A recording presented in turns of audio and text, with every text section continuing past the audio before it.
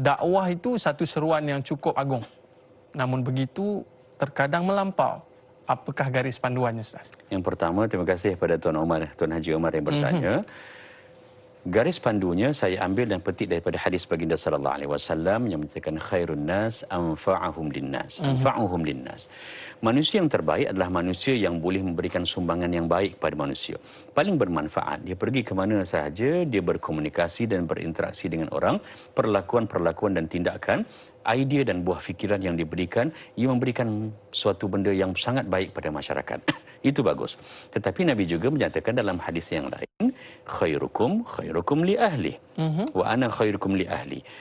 Yang terbaik di kalangan kamu bila sampai kepada posisi ataupun posesi sebagai seorang bapa, sebagai seorang suami adalah untuk membuat baik kepada ahli keluarganya sendiri.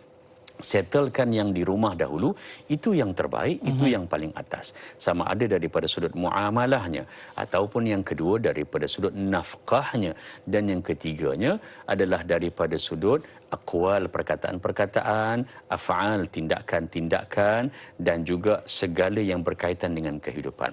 Lalu, amat-amat tidak wajar kalau sekiranya seseorang itu atas alasan untuk menyampaikan dakwah dan manfaat kepada orang lain, tetapi yang akar, yang asal, yang paling dekat dengan dirinya itu tak selesai lagi.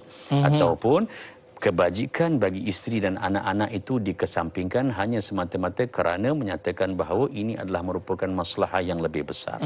Maslahat yang paling utama adalah ahli keluarga kita. Ya, kafa bil mar'i ithman an yuday'a man yaqut. Dalam Riyadhus Salihin, hadis baginda sallallahu alaihi wasallam, bagi seseorang yang sepatutnya dia bertanggungjawab untuk memberi makan, untuk menyuapkan makanan dan rezeki pada orang-orang yang berada di bawahnya, kalau itu dia neglect, kalau itu dia abaikan, maka cukup dengan itu pun dia telah pun dikira sebagai berdosa. Dia dianggap sebagai bersalah, dan ia juga boleh dikira sebagai melampau kerana melebihkan sesuatu tidak kena pada tempatnya.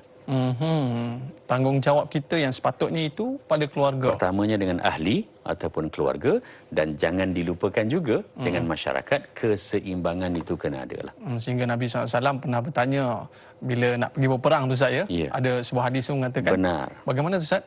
Adakah dia mempunyai ayah ataupun ibu? Baginda diberikan ilham oleh Allah Subhanahu Wa Taala, dan dalam masa itu posisi dia sebagai pejuang lebih kepada posisi dia sebagai anak untuk menjaga maslahat dan kebajikan ibu dan ayahnya. Maka Nabi SAW memberikan jalan keutamaan kepada sahabat tadi untuk bersama dengan ahli keluarganya. Tidak bermakna pengurangan pada apa yang didapati oleh sahabat yang pergi berjuang, pergi berperang, tetapi setiap satu itu dia ada suasana keperluan yang tertentu. Tidak boleh disamaratakan semua orang. Contoh, kita anak 6 orang nak samakan dengan anak seorang ataupun anak lebih daripada itu, dia berbeza. Betul. Maka pendekatan kita, masa yang diperuntukkan oleh ibu dan ayah pada anak-anak juga berbeza berdasarkan pada suasana keluarga berkenaan. Sebab saya suka bila Ustaz sebutkan orang yang terbaik itu adalah orang yang melakukan kebaikan kepada ahli keluarganya. Ahli keluarganya, ya. Subhanallah, ini satu. Bukan saya cerita Nabi SAW. Nabi SAW menyebutkan perkara tersebut. Ini cukup menarik, kita perlu letakkan sebagai prinsip dalam kehidupan kita.